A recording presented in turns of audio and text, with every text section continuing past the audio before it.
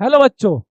एक बार फिर आपका स्वागत है आपके अपने यूट्यूब चैनल स्कूली एरा में, जहां पर हमने लास्ट क्लास में शुरुआत करी थी क्लास 10th की मैथ की एनसीईआरटी की, जिसमें हमने फर्स्ट चैप्टर का फर्स्ट पार्ट कवर किया था, जिसमें हमने जाना था रैशनल नंबर क्या होते हैं, इरेशनल नंबर क्या होते हैं, रियल नंबर कैसे बने हैं, नंबर्स के बारे में पढ़ा था उसके अंदर हमने। फिर हमने उससे रिलेटेड एचसीएफ और एलसीएम से रिलेटेड कुछ कंसेप्ट सीखे, और एचसीएफ और एलसीएम से रिलेटेड कुछ क्वेश्चन भी करे थे।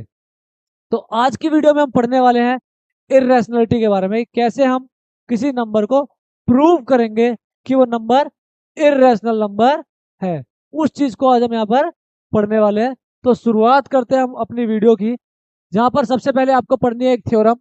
थ्योरम क्या कहती है कि अगर कोई संख्या है पी, गलती से यहाँ पे पी स्क्वायर हो गया तो टू को कट कर देना, अगर कोई संख्या पी ए स्क्वायर को डिवाइड कर देती है, अगर कोई संख्या पी ए स्क्वायर को डिवाइड कर देती है, तो सेम संख्या ए को भी डिवाइड कर देगी। सेम संख्या ए को भी डिवाइड कर देगी।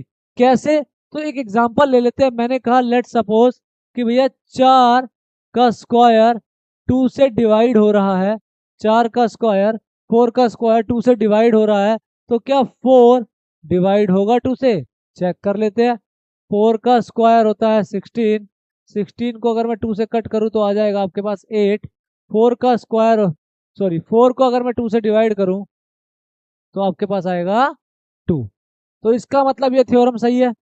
इसी थ्योरम का यूज करेंगे हम आगे क्वेश्चंस को सोल्व करने के लिए। इसी के बेस पे हम प्रूव करेंगे किसी भी नंबर को एक इरेशनल नंबर।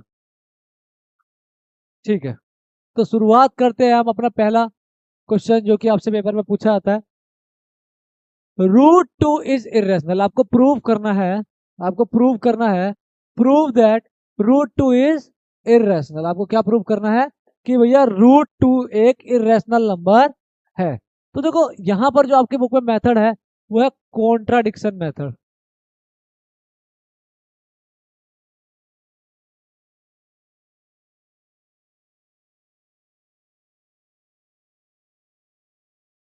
जो आपकी बुक में मेथड दिया है वो है कॉन्ट्राडिक्शन मेथड, जहां पर हम इसी का इस्तेमाल करके, यहाँ पर हम इसी का इस्तेमाल करके इस क्वेश्चन को सोल्व करने वाले हैं और प्रूव करेंगे कि भैया रूट टू एक रैशनल नंबर। मान लेंगे कि भैया रूट टू एक रैशनल नंबर है।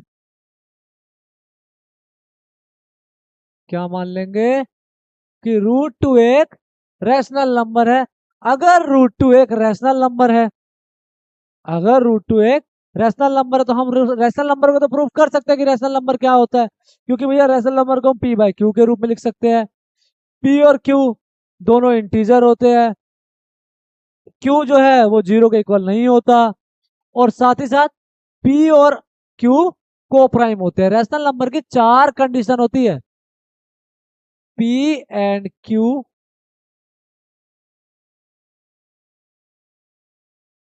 को prime, P and Q integer, Q not equal to zero, और इसको पी बाय क्यू के फॉर्म में लिखा जा सकता है। ये चार कंडीशन चाहिए होती है हमारे को। ये भी ट्रू होनी चाहिए, ये भी होनी चाहिए, और ये भी होनी चाहिए, कि भैया हम उसे पी बाय क्यू के रूप में लिख सके। Q not equal to zero होना चाहिए, पी एंड क्यू इंटीजर होने चाहिए, P and Q coprime होने चाहिए। को प्राइम समझते हो ना? को प्राइम वो जिनका वन के अलावा कोई कॉमन फैक्टर ना हो, only one as a common factor. केवल वन कॉमन फैक्टर आना चाहिए, वन के अलावा कोई कॉमन फैक्टर नहीं होना चाहिए। उसे हम क्या कहते हैं? को प्राइम नंबर कहते हैं। तो हम इसी चार चीजों को बेस बनाकर चलेंगे, हम इन्हीं चार चीजों को बेस बनाकर चलेंगे, और हम ये साबित करेंगे कि भैया ये जो है एक रैशनल नंबर नहीं है, और रैशनल नंबर नहीं है तो ये क्या हो जाएगा? इरेशनल हो जाएगा। ठीक है, चलो नोट डाउन कर लो।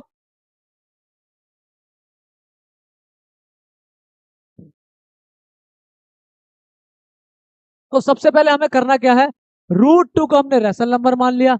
तो भैया अगर ये रैशनल नंबर है, अगर √2 एक रैशनल नंबर है, तो मैं इसको p/q के फॉर्म में लिख सकता हूँ। p/q इज इक्वल टू मैं √2 लिख सकता हूँ भैया। इसका डिनोमिनेटर क्या है, तो 1 है, यहाँ पर q की वैल्यू 1 है, तो ठीक है।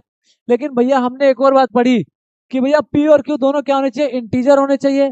तो मुझे इसे इंटीजर बनाना पड़ेगा। तो हमें क्या करना पड़ेगा, स्क्वायरिंग बोथ साइड। क्या करना पड़ेगा,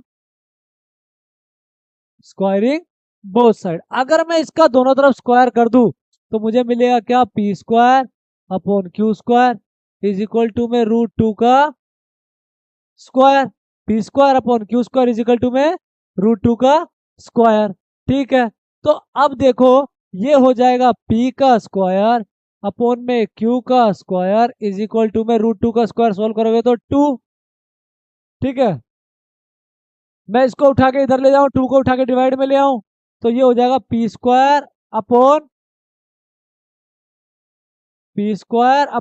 2 इज इक्वल टू में q का स्क्वायर।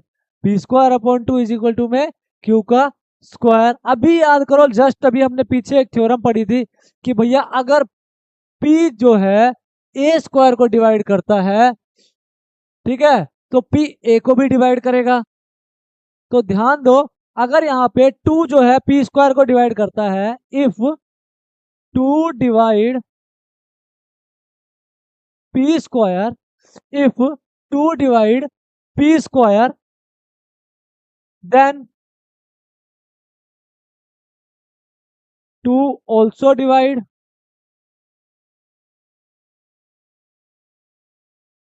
2 also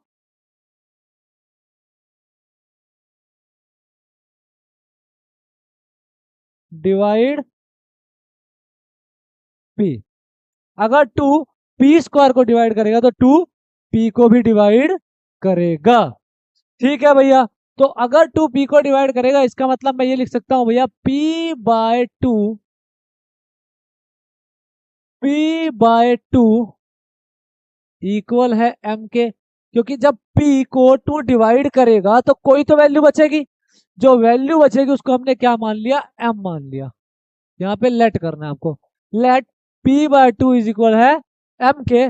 यहां से अगर मैं p की वैल्यू निकालूं तो मुझे p की वैल्यू क्या मिल जाएगी, 2m। p की वैल्यू क्या मिल जाएगी, 2m। अगर मैं इसको इक्वेशन फर्स्ट मान लूं, अगर मैं इसको इक्वेशन फर्स्ट मान लूं और यहां से अपनी p की वैल्यू यहां पुट कर दूं, p की वैल्यू यहां पे पुट कर दूं,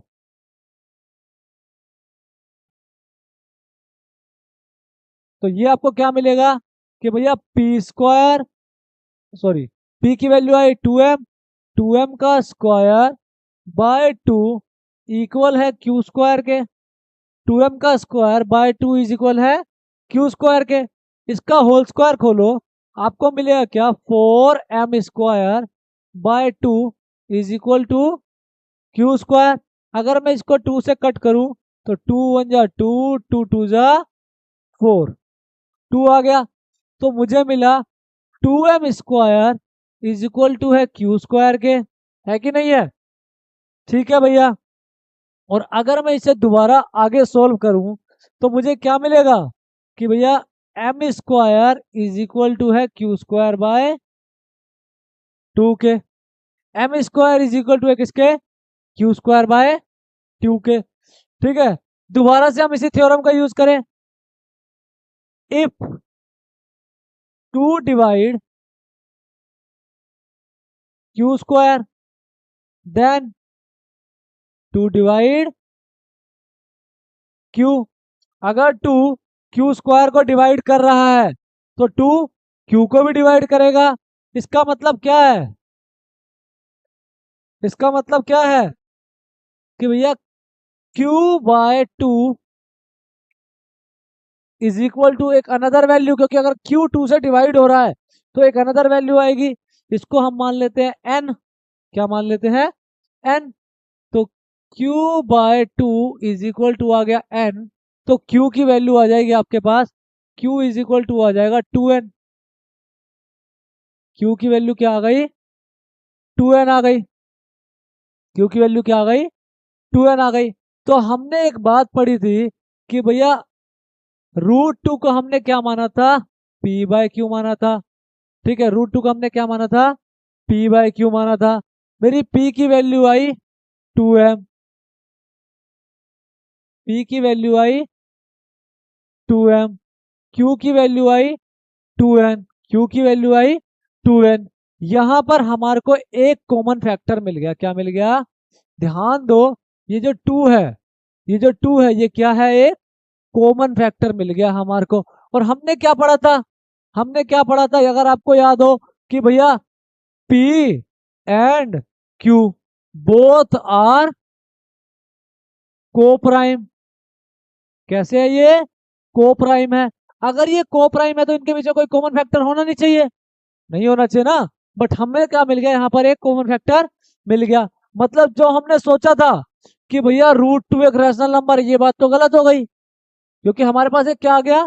कॉमन फैक्टर आ गया। तो हम लिखेंगे क्या? देखो, here 2 is a common factor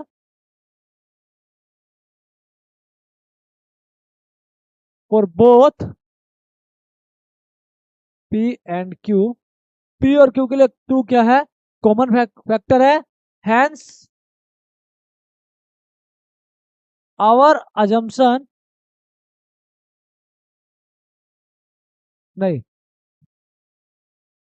अब ऐसा हुआ क्यों? देखो, 2 क्या है? कॉमन फैक्टर है बोथ P एंड Q के लिए। ऐसा हुआ क्यों? है ना? This is this contradiction arose due to our wrong, due to our wrong assumption। ये कॉन्ट्राडिक्शन क्यों अराइज हुआ?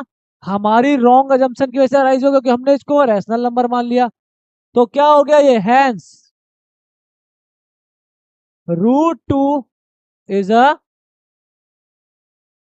Rational irrational number. √2 is a irrational number. √2 is a irrational number. देखो, एक बार क्विक रिवीजन करते हैं किया क्या हमने। हमने √2 को रैशनल नंबर मान लिया। सबसे पहले हमने क्या किया? √2 को रैशनल नंबर मान लिया। अगर ये रैशनल नंबर है तो मैं इसे P/Q के रूप में लिख सकता हूँ। लिख सकता हूँ भैया। स्क्वायरिंग कर दिया बोथ साइड। क्यों? क्योंकि मुझे पता है भैया P और Q दोनों क्या होते हैं? इंटीजर होते हैं। और √2 तो इंटीजर होता ही नहीं, हमने तो पढ़ा ही नहीं कि √2 इंटीजर होता है।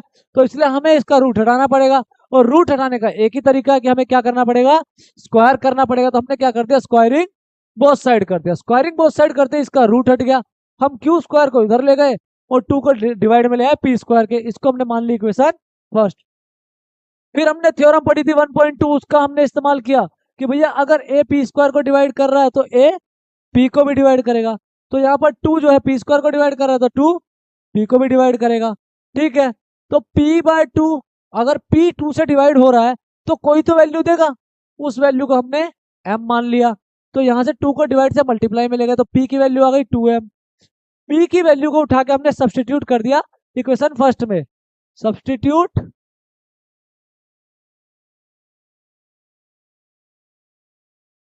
In equation first. P की वैल्यू को उठा के हमने क्या कर दिया? सब्सटीट्यूट कर दिया इक्वेशन फर्स्ट में। जैसे ही मैंने P की वैल्यू को इक्वेशन फर्स्ट में रखा, 2M का होल स्क्वायर हुआ, वो आ गया 4M स्क्वायर। 2 से कट करा, 2 पे कट गया। ये 2 वापस डिवाइड में किसके चला गया? Q स्क्वायर के। किसके डिवाइड में चला गया? Q स्क्वायर के। जैसे ही ये Q स्क्वायर के डिवाइड में गया, हमने दोबारा से वही थ्योरम लगा दी कि भैया अगर 2 Q स्क्वायर को डिवाइड कर रहा है तो 2 Q को भी डिवाइड करेगा। ठीक है भैया, तो डिवाइड करेगा। यहाँ से हमने Q की वैल्यू निकाल ली, N मान लिया इसको। हमने हमने इसको यहाँ पे क्या मान लिया? N मान लिया। तो यहाँ से हमने Q की वैल्यू निकाल ली 2N। Q की वैल्यू और P की वैल्यू हमने यहाँ पुट कर दी कि भैया हमने इसको P/Q माना था। तो जैसे ही मैं यहाँ पे P की और Q की वैल्यू रखूंगा तो मुझे क्या देखने को मिलेगा कि भैया इन दोनों का तो एक कॉमन फैक्टर आ गया। और वो कॉमन फैक्टर क्या है? 2 है। लेकिन हमने क्या पढ़ा था? हमने पढ़ा था भैया कि पी और क्यू बोथ कैसे होने चाहिए, को प्राइम होने चाहिए। पी और क्यू बोथ कैसे होने चाहिए, को प्राइम होने चाहिए। बट यहाँ पे तो ऐसा नहीं मिला हमारे को यहाँ पे पी और क्यू बोथ को प्राइम नहीं मिले। हमारे को क्या देखने को मिला, हमारे को क्या देखने को मिला कि भैया दो उनका एक कॉमन फैक्टर आ गया। अगर दो उनका एक कॉमन फैक्टर आ गया तो ऐसा क्यों हुआ, क्योंकि हमारी एजम्पशन जो हमने माना था वो गलत थी। This contradiction arose due to our wrong assumption. हमने गलत मान लिया, इसका मतलब क्या है भैया, रूट टू एक इरेशनल नंबर है। रूट टू क्या है, एक इरेशनल नंबर है। ओके, एक बार नोट कर लो, फिर आगे बढ़ते हैं। चलो, तो लेक्चर में हम आगे बढ़ते हैं।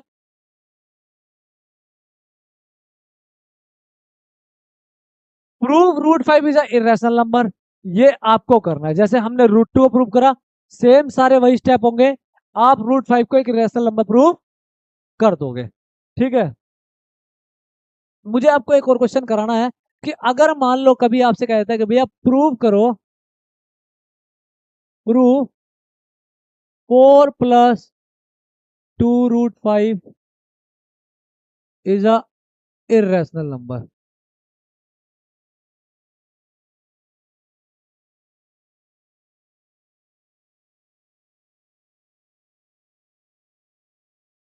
अब आपको ये प्रूव करना है।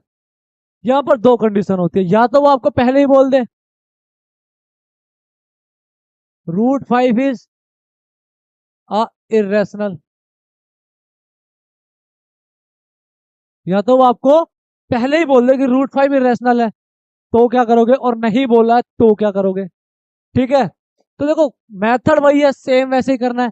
हमें सबसे पहले क्या करना है, लेट करना है कि भैया 4 + 2 √5 इज अ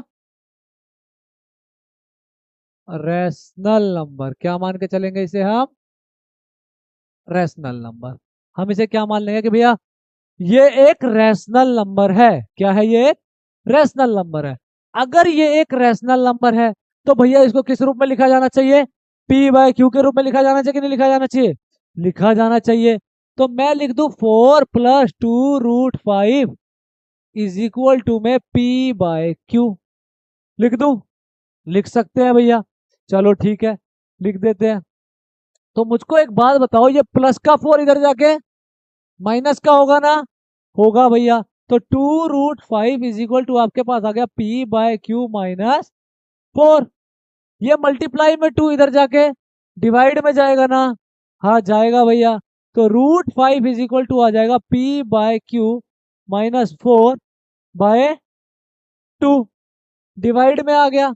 अब मुझे एक बात बताओ, p/q जो है हमारा रैशनल नंबर है, ये हमने माना है, वो तो रैशनल नंबर है। अगर मैं रैशनल नंबर में से रैशनल नंबर माइनस करूं तो, अगर मैं लेट सपोज मैंने कहा भैया 2/3 -1/3 करना है, क्या आएगा, 1/3 आएगा, वो भी तो एक रैशनल नंबर आया ना। तो रैशनल माइनस रैशनल हमेशा क्या होता है, रैशनल नंबर होता है। क्या होता है, रैशनल नंबर होता है। अगर मैं रैशनल नंबर को रैशनल नंबर से डिवाइड करूं, अब हमने ये तो साबित कर दिया कि भैया ये रैशनल है। अगर मैं रैशनल नंबर को रैशनल नंबर से डिवाइड करूं, मैं अगर p/q - 4 को, सॉरी, लेट सपोज हम एक एग्जांपल लेते हैं। अगर मैं 1/4 को डिवाइड करूं 1/2 से, क्या होगा, 2 1 जा 2, 2 2 जा 4, आपको मिल जाएगा 1/2। क्या आया, वो भी एक रैशनल नंबर आया। तो अगर मैं रैशनल नंबर को रैशनल नंबर से डिवाइड करूं, अगर मैं रैशनल नंबर को रैशनल नंबर से डिवाइड करूं तो भी मुझे क्या मिल रहा है, रैशनल नंबर मिल रहा है ना। तो हमें लिखना पड़ेगा कि p/q - 4/2 इज ऑलवेज रैशनल। ये ऑलवेज कैसा है, रैशनल है। कैसा है, रैशनल है। अगर ये ऑलवेज रैशनल है, और अगर आपको बोला हुआ है कि √5 क्या है, इरेशनल है, √5 क्या है, इरेशनल है, ये आपको क्वेश्चन में बोला हुआ है, तो आपको क्या करना है, तो √5 इज इरेशनल, √5 इज इरेशनल, ऐसा क्वेश्चन में गिवन है। √5 इज इरेशनल और ये आया रैशनल, तो LHL not equal RHS sorry RHS not equal LHS। Right hand side left hand side के इक्वल नहीं है, right hand side left hand side के इक्वल नहीं है। क्यों नहीं है? क्योंकि एक तरफ इरेशनल है और एक तरफ रैशनल है ना। एक तरफ क्या है? इरेशनल, और एक तरफ क्या है? रैशनल। एक तरफ इरेशनल है, एक तरफ रैशनल है, तो ये इक्वल नहीं है। RHS इक्वल नहीं है LHS के। क्यों?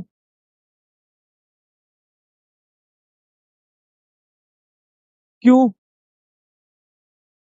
तो दिस contradiction arose due to our wrong assumption। ये कॉन्ट्राडिक्शन क्यों अराइज हुई? हमारी रॉन्ग अजम्पशन की वजह से अराइज हुई। This contradiction arose due to our wrong assumption. Hence 4 + 2√5 is a irrational number। ये क्या है? एक इरेशनल नंबर है। ठीक है ना। अब देखो, अगर ये पार्ट नहीं दिया होता आपको, अगर आपको क्वेश्चन में ये पार्ट नहीं दिया होता तो आप क्या करते? अगर ये पार्ट नहीं दिया होता भैया, तो यहां के बाद इस स्टेप के बाद, इस स्टेप के बाद जो नीचे का स्टेप है ना, इसको करने से पहले आपको ये जो √5 इज इरेशनल लिख दिया हमने, इसे प्रूव करना पड़ता। क्या करना पड़ता? प्रूव करना पड़ता। ये प्रूव कैसे होता भैया? तो जैसे अभी हमने पीछे √2 को प्रूव किया, वैसे ही हम √5 को भी प्रूव करेंगे। तो हमारे यहाँ पे वो पूरे स्टेप ऐड हो जाएंगे। उसके बाद ये जो लास्ट की लाइन है ये ऐड होगी। ठीक है, ओके। तो इस क्वेश्चन को भी आप लोग कर लेना। ये आपके लिए होमवर्क रहेगा कि अगर √5 को भी साथ में प्रूव करना हो, तो मैंने आपको एक होमवर्क दे रखा है, √5 को प्रूव करना, उसको यहीं पे ऐड करके कर देना बस। ठीक है,